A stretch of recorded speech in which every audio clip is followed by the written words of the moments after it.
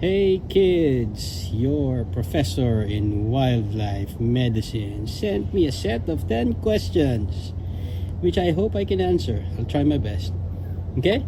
So, here goes.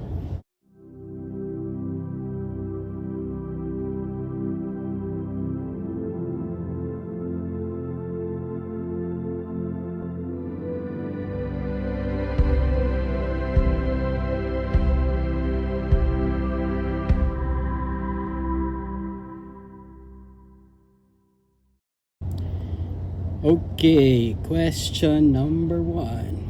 Why did you choose wildlife and exotics? Let me see. I grew up in a farm, basically running around and playing with domestic species as, I guess, as young as 3 years old. And then as I grew older, I've grown interest in non-domestics. I probably started with dragonflies and then my fascination for fish. And then later on, as I grew older, I liked, which I thought were fish, tadpoles, and then seeing them metamorphose into frogs, just develop this interest with non-domestic species. And aside from having pet birds, I was actually interested with wild animals that were free ranging.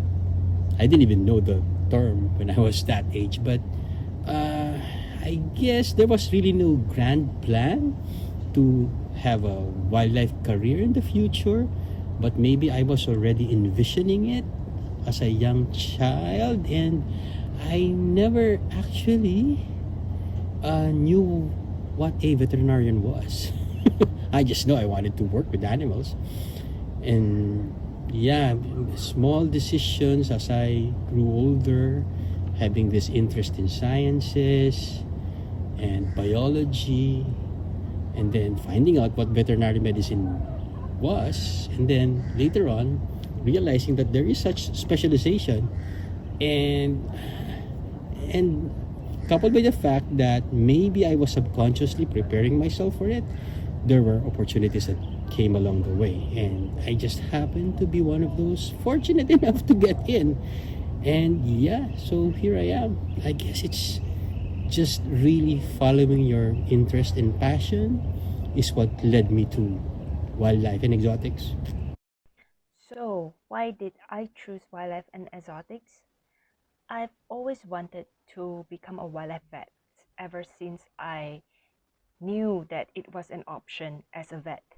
I think it's just because I watch too much of National Geographic and also Animal Planets because it is just so exciting and cool to be able to work with so many types of animals and then to constantly learn new things, experience new things. Nothing will be the same.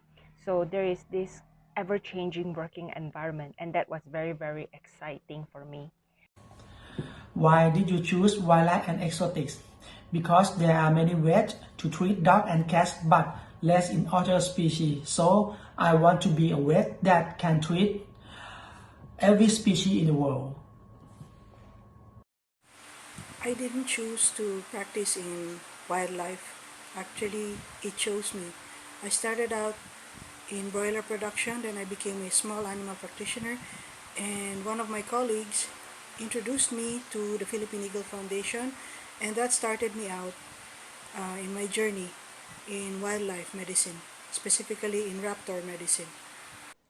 The best part of wild animal practice for me is the variety. You never quite know what you're going to get. There's no two cases the same, and it's also the opportunity not just to work with these amazing animals, but also to work alongside other experts, biologists, ecologists, local people, and really understand not just about the disease process in the animal, but how that animal fits into the ecosystem and how it all fits together. It's a really great privilege to be able to work with wildlife. Good morning, guys. My name is Che, and I get to answer three of your questions. So, question number one is why did I choose the wildlife field? And it's because I love the complexity, the variability, and unpredictability that it offers. So I get to experience treating a baby lizard this size and on the same day performing ultrasound or collecting blood from a 1 ton whale. So that's how diverse the field is, and if you are up for the challenge, then definitely consider it.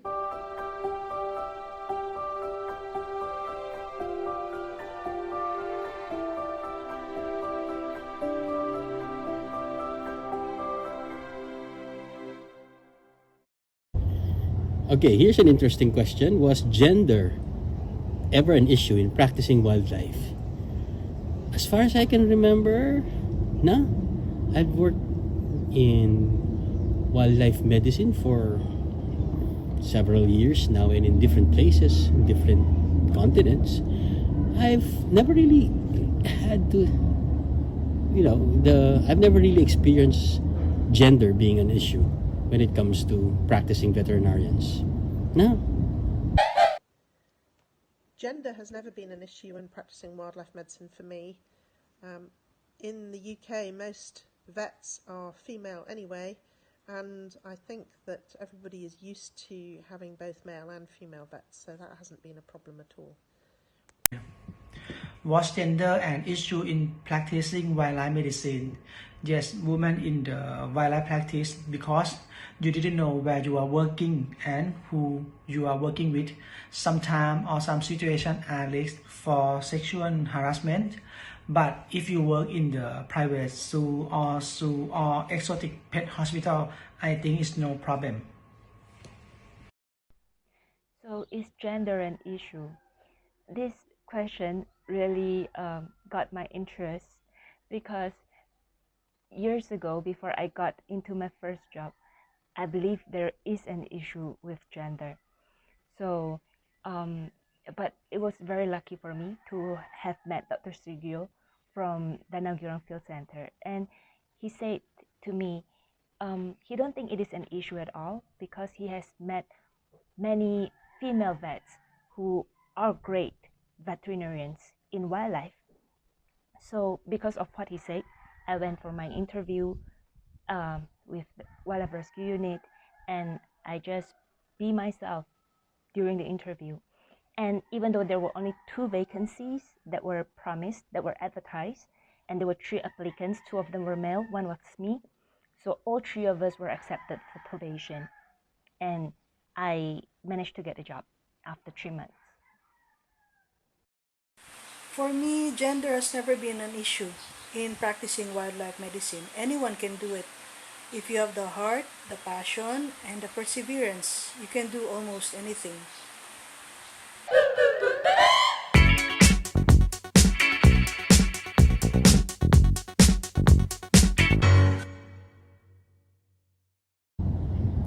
Okay, here's a good one. Please describe your first wild animal veterinary case. My first case as a professional was a Philippine eagle, and it had an amputated leg, because it was caught in a trap, a snare, somewhere in the Sierra Madres, and it wasn't found until days later. I think the trap was intended for deer. Apparently, it was the eagle that was caught. And because it has been strangulated for some time, the leg was gangrenous. And it was a really, really sad experience because the animal was wasting slowly. In fact, it died probably not only of septicemia, ascending infection from the leg. It's probably also because it received massive doses of antibiotics, and there was just, the liver was actually, and kidneys were gone. And it's just sad because this animal is a free-ranging Philippine eagle of all species, and losing an animal not just because it had an attachment with you already. It was the Philippine eagle, and you know how rare these animals are, and just losing an individual really takes so much from you. Yeah, that was my first case. So, my first wildlife veterinary case is an escaped sun bear. So, it was a very smart sun bear. So, it found out that there was a connecting branch from within the enclosure to outside the enclosure. So, it escaped from there. So, my first few days as a veterinarian was basically to hike and look for the bears, though we didn't really find it. The bear actually came back by itself because there was food offered by the keepers at the enclosure. So I think it is a very good example of sometimes you don't really need medical intervention for all cases, but just good husbandry and understanding of the animal behavior. Whilst working at Chester Zoo, my very first wild animal veterinary case was an elephant that had an abscess on its leg. I was given some antibiotics to give to the elephant and told to go treat it. I'd never been near an elephant, let alone treated one before, but fortunately the keepers were all very helpful and allowed me to administer the antibiotics and treat the wound effectively and safely. But it was a little bit scary for my first case.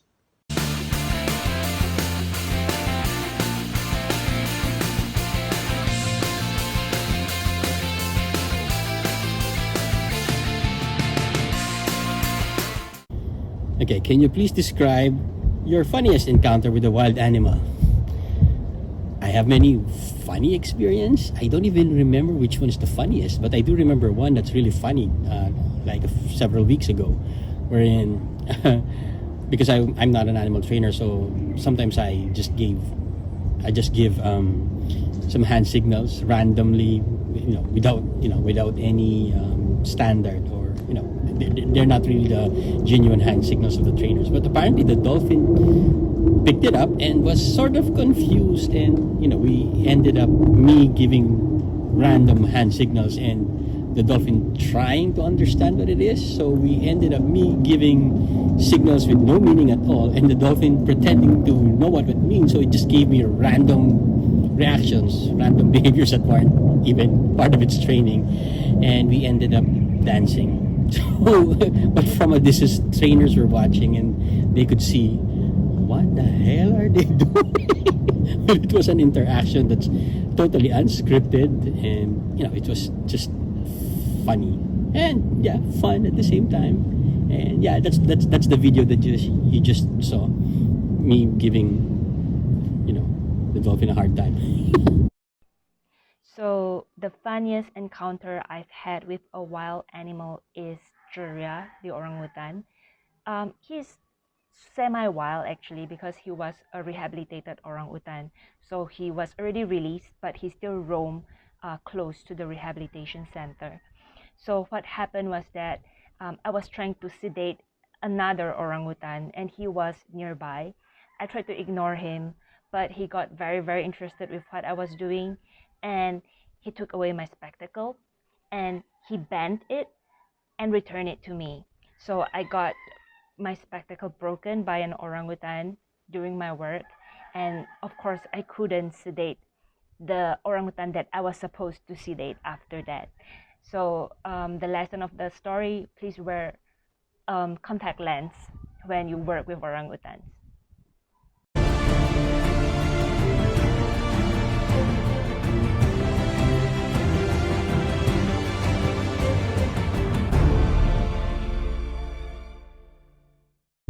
Was there ever a time when you feared for your life? Oh, always. I mean, I deal with aquatic animals. It's the sea, so they're within their turf. So that's their kingdom. That's just their area of dominance.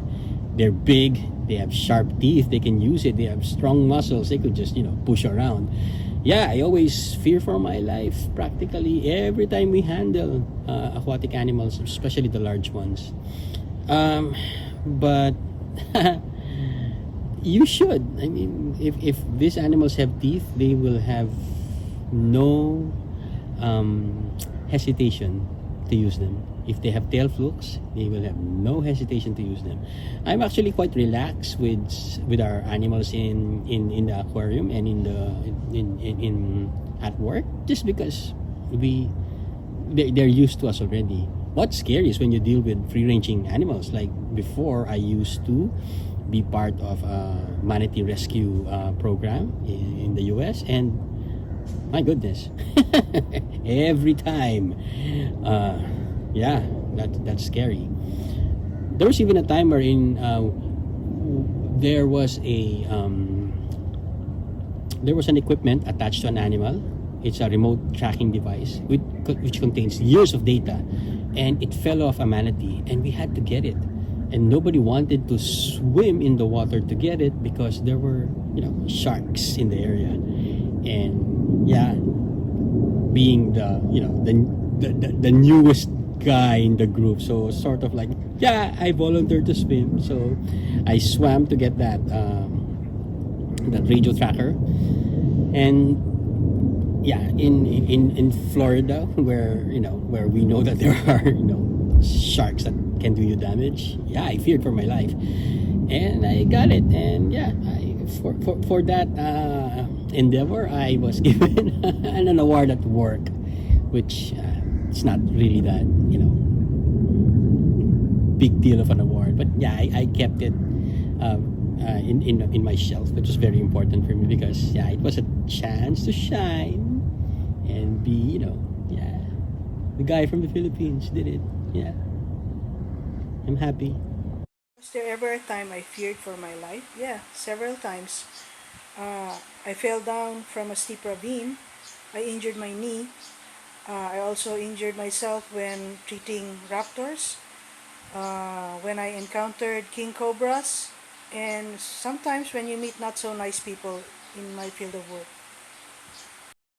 So, was there a time I feared for my life? Honestly, many times, especially when I work with the elephants. And but one of it was the closest that I was to having lost my life was during a translocation of the elephant, whereby they were trying to clear the path so that it is easier to transfer the elephants to a lorry. And I was not aware that they were trying to push down a tree, and I walked in front of the tree at the wrong time, and that was the time they were actually pushing down the tree. And when I saw that, I ran and I tripped, and I was super lucky that only the leaves of the tree were on top of me. None of the branches hit me, but everyone thought I was dying, and I really thought I died. I was dying too, but I just got lucky.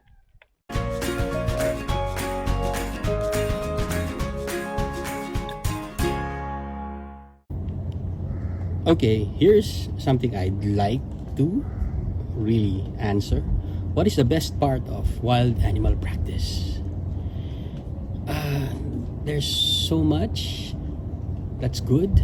I like necropsies, because I like finding out the cause of death, especially of free-ranging animals, because it gives me an insight to how they are in the wild and what the status of the health of the environment is. Like, for example, if I see a lot of garbage in their guts, it means that there's a lot of garbage out there. But the most satisfying thing about wildlife practice is that when you do rescues and then you actually do rehab, and the cherry on top of this would be when you actually are able to restore the animal to its good health and then set it free. And I'm fortunate to have had that experience with different species. I've done that with birds, I've done that with marine mammals, I've done that with rats, cloud rats. And returning the animal to the wild after you have fixed it gives you this very great feeling of accomplishment that you actually made a difference. Yeah, I like that. So, what is the best part of wild animal practice? For me, it is pretty much the same with other vet practices, which is to see the animals that you have been treating get better and get well, and eventually you can release it back to its habitat. I think the satisfaction is really, really great, especially knowing that these wild animals, they when they are sick, they are usually very, very sick and very, very close to death. So it must mean that if they made it and they become fit again, you must have done something quite right to that have helped them get better. What is the best part of wild animal practice?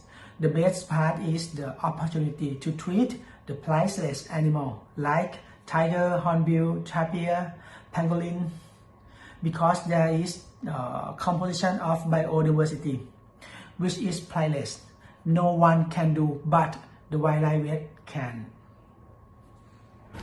Number two, what's the best part of it? And for me, it's like working with breathtaking animals and realizing that I get to live my childhood dreams every day. It's just phenomenal. Part of wildlife animal practice was when my team was able to rescue Philippine eagles, able to rehab and treat it properly, and the eagles were um, released back to its natural habitat. I think that's the best part of our practice.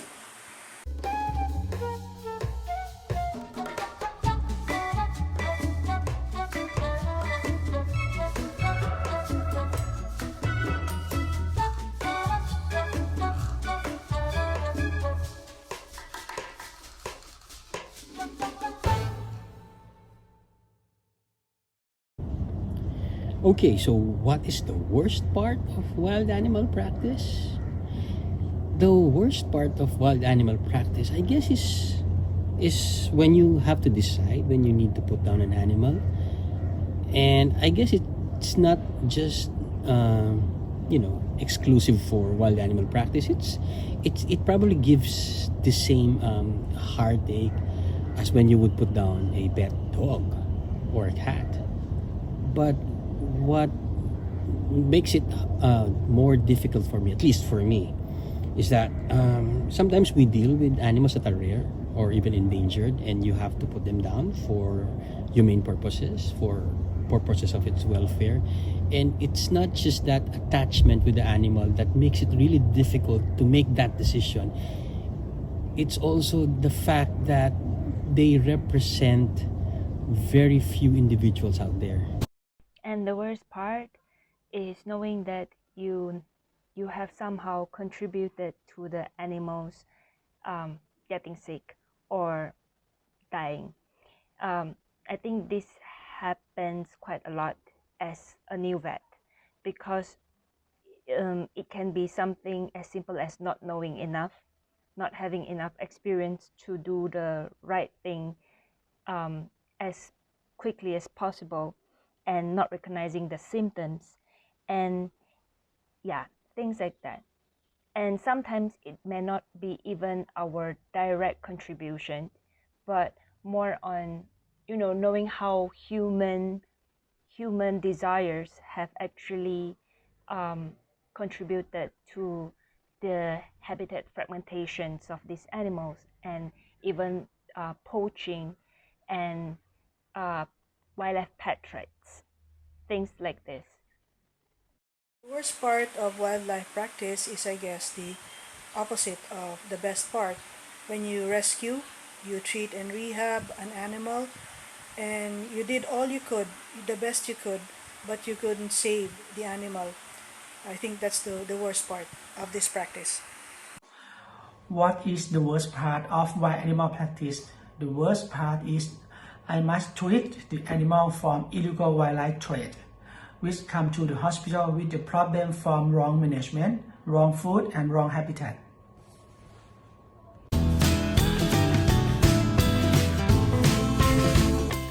Okay, what skills do you have to acquire for the practice outside of those that you learn in vet school? I don't know now how much is being taught in vet school recently in the different universities in the Philippines, but uh, I would say that rarely do we have graduates who are well versed with imaging because they're really very expensive equipment, and rarely do you find schools in the Philippines that actually give intensive training for their undergraduates to do this. But these are very important things: ultrasound, endoscopy, X-ray. If you don't have the resources in the university, you can go somewhere else. Spend time even in domestic animals that use this. Horse vets, they use a lot of this. Be familiar with the technique. Be familiar with the machines that are available. These are very important. But if you're talking about skills that are non-veterinary, I'd say, well, in my case, because I was a student journalist, writing skills very important. Because if, for example, you need to be in research, or you wanna, get involved with, with contributing to knowledge of wildlife medicine, yeah, writing skills is a plus. Speaking to, if you want to talk about it in conferences, but there are non-medical skills that revolve around the practice that you want to be in. Like, for example, if you want to be in aquatic animal medicine, it's good if you have some skills in water quality or some even theoretical knowledge about it, because they can help you a lot in solving disease-related problems in the aquarium. And also, if you want to be involved with rescues in aquatic animals, good swimming skills. These are non-medical skills that are actually very important. Scuba, and in some cases, if you know how to drive boats, or at least vehicles that are actually jointed, and I've had that skill trained in Florida when I was driving trucks that had boats. So I had to drag boats to manatee rescue sites. And yeah, skills that, non-medical skills that you need to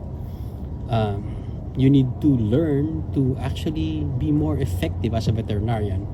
Although they're non-medical skills, but still they're skills, and they will help you a lot.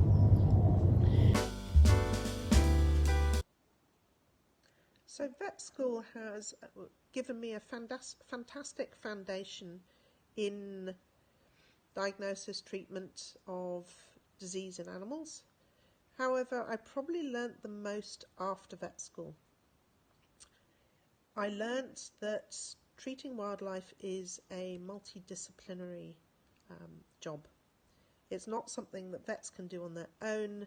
They really need to understand that they are part of a wider team of biologists and ecologists, and if they really want to do the best for wildlife, they need to understand how they can contribute, and also make sure they have a good network of other experts around them to ensure that not only do they do the best for the individual in which they're presented with, but also the species and the environment in which that animal is going to live. I think the skills that I have to learn in terms of wildlife medicine is really a lot, because you can't just learn it from the theories, from the books that you have in school. And of course, mostly the things that are taught in school are just barely uh, just scratching the surface. So there's a lot of skills to be learned uh, in terms of wildlife medicine. So during my 3 years as a resident veterinarian in wildlife, I really had a lot of skills to learn in terms of wildlife medicine. So I read a lot of books regarding wildlife medicine in terms of wildlife restraint, handling, wildlife immobilization, anesthesia, and I also had a separate formulary for the treatment of those wild animals in terms of medicines are concerned, because there's a lot of considerations um, in terms of what medicines to use per animal or per species, because there are certain times wherein a certain animal may need different medicine that you may need to treat their disease compared with other species of animals. So there's a lot of skills to be learned, and of course, the restraint is one of the I think one of the necessary skills that you may need in terms of wildlife medicine, because there are some times that um, the the situation of the animal may be worsened because of wrong restraint, because of wrong handling, especially in birds. There are some cases wherein you mishandle the birds, and then the injuries may be worsened. They may cause fracture or just blunt trauma in their bodies. So you really need a lot of skills in order to improve uh, improve yourself in the field of it, uh, in terms of wildlife medicine. So I also referred to some of the wildlife experts as well as zookeepers in terms of proper handling, restraint, and even developing some kind of immobilization um, techniques, such as using blow dart, using a tranquilizer gun, um, and then of course being here in Crocodile Park and Zoo, so I am also taught how to restrain crocodiles, uh, and um, from all life stages. So from the hatchlings until the bigger ones, the adults. So of course those zookeepers have been experienced enough to handle those kind of situations, and of course they taught me that. So one of the skills that should be acquired in wildlife medicine is not just from the books, and it's not just from wildlife experts, but also those people that are experienced enough in terms of handling such wild animals. So yeah, there's really a lot of skills to be learned, not just mere reading the books. Okay, so any suggestions on how we can hone our skills given the current situation? Um, I may suggest, in terms of because of the situation that we are facing now, especially in the pandemic, um, I think one of the best ways that we could hone our skills is that um, we should build interests in whatever field that we want to go. What skill did you have to acquire for the practice outside of those that you learned in vet school? So many, like how to restrain the dangerous species, like snake, alligator snapping, and crocodile, how to intubation in the rabbits, birds, deer, how to do surgery in the reptiles, how to run away from the tiger, elephant, and how to talk with the reporter, and anything else. The skills I had to acquire outside of vet school for my practice was, of course, raptor medicine. I had to research a lot on that, and of course, I consulted with experts in this field, and as well as my colleagues in the Philippine Eagle Foundation, to be able to treat my patients.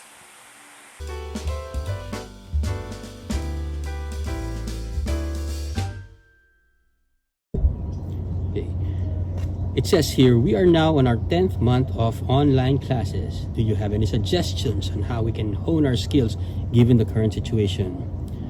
Well, I'd say when I was your age, we didn't have that wealth of information or quick access to literature. And now you have it at the tip of your fingers. You click information and they just come in. I know this can be, boring or sometimes overwhelming because, we are in a pandemic situation. You're locked inside your houses. But you know what? Spend this time to learn to master the general templates of veterinary medicine. Some veterinarians are intimidated to, perform a necropsy on a dolphin just because it's shaped differently. But the truth is, they follow the same general principles of morphology. The lungs is still the lungs, the heart is still the heart. They still serve the same purposes, although they've adapted some modifications anatomically and physiologically to meet, the demands of their different environment. But like the general templates of the pathophysiologic mechanisms of edema is still edema. The causes, the consequences are still the same. Hemorrhage, loss of blood will give you the same, the flow chart is the same for hemorrhage. You all, go into blood loss, either anemia or shock. The point I'm driving at is when you master the basic templates of pathology, medicine, and surgery, you will use the same thing in wild animals. Maybe not exactly the same, maybe similar, maybe some slight modifications, but in the end, your veterinary skills don't think that you would want to skip your techniques in domestic animals because you want to do wildlife anyway. But no, if you actually perfect the skills that you are being taught in the university,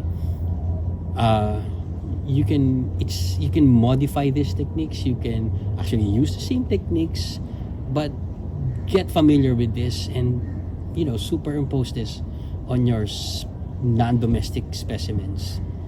You will you won't get you won't be wrong essentially. So yeah, just amass yourself with knowledge right now because you have online resources, and then start, you have your YouTube channels. You can get a lot of information on these kinds of things, and no, start conversing with experts in the field, and then start looking for possible internships or externships that may be available. As soon as this pandemic is done, you've already laid your groundwork. So yeah, start looking for potential internships, and once this is all over, which I think it will be, you just you're just ready to go out there because you're prepared to go out once this is done. So, what can you do to hone your veterinary skills given the current situations whereby you need to stay at home most of the time? I think the the most accessible tools is the internet. You can attend so many online seminars nowadays, and some of them are free. Like for example, I recently joined a seminar about coral diseases, and it's super interesting because I have no knowledge about that at all. So I think there are so many informations on the internet that you can actually find and learn from, just if you have the time and if you put your heart into it. 3. What skill can you improve or hone, especially now that everything is online? And I'll tell you right now, you can definitely improve your observational skills. How? Utilize those free viewings that a lot of zoos and aquariums are offering. Observe the animal, learn its natural behavior, its normal behavior, its abnormal behavior. How is it socializing with other animals, and how is it interacting with its environment? How are the enclosures designed? These are things that you don't need to handle an animal, to learn, but definitely an important, very important aspect of wildlife practice. So I hope this helps you and thank you very much.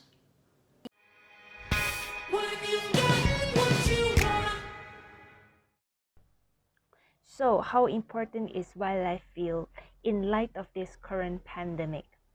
I think needless to say, wildlife field is very, very important.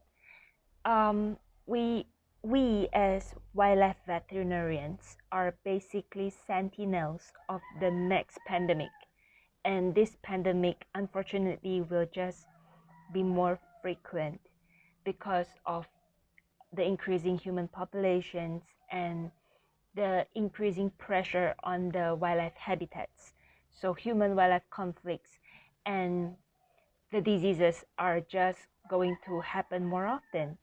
And I think it is a privilege that we are given the task of such an important role to be the sentinels of the next pandemic. Okay, last question. How important is wildlife field in the light of this current pandemic? Well, we know that, this COVID-19 started as a zoonosis, a virus that was said to jump from, I guess, bats or pangolins or a combination of both. Not only this, but we've had diseases before that started as zoonosis, and it became a human disease, and now it's becoming a reverse zoonosis, wherein some animals are now being affected from a virus that circulated in the human population now to our tigers and some other species. And in fact, I just read some articles recently that some of our marine mammals are said to be more susceptible than humans if ever they get access to this virus. Although we have yet to see the actual case, but based on several models, largely based on genetics, because they found orthologs that express this angiotensin converting enzyme whole mechanism, wherein dolphins have it, and some species are actually more susceptible than humans. If, for example, by some unforeseen event that this virus gets into their system, that would be scary. Superimpose it on the fact that some of them are actually critically endangered. So they are already susceptible, and put their conservation status there, it makes it more scary. And I guess, given this situation, we need wildlife veterinarians more than ever. So yeah, veterinarians aren't just confined to zoos. We are also involved in research. We are heavily involved in research, actually. Being in wildlife medicine may also help us identify those kind of birds, and even help in mitigating avian influenza, as well as we identify those certain periods wherein we could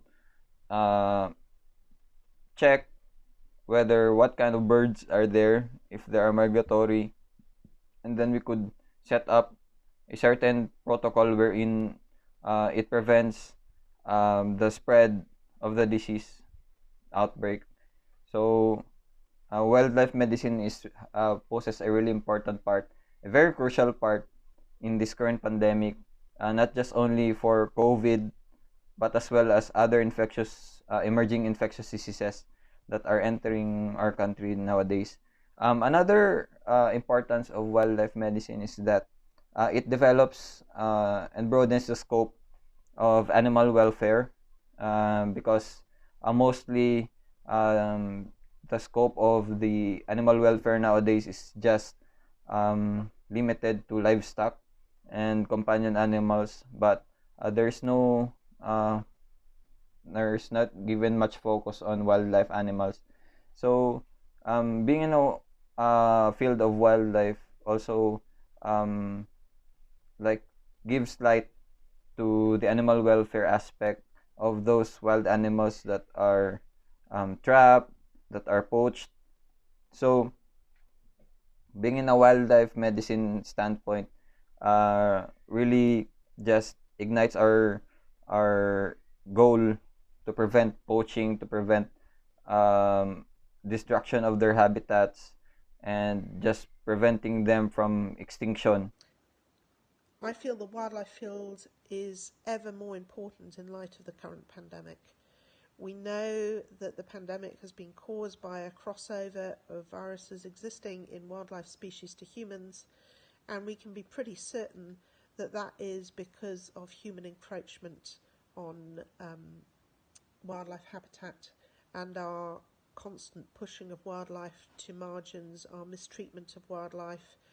And as veterinarians, we need to be able to bridge the gap, understand both the ecology, disease ecology, and ecology of the animals that we're treating, and also being able to explain that and work together with colleagues in human medicine to better mitigate that risk.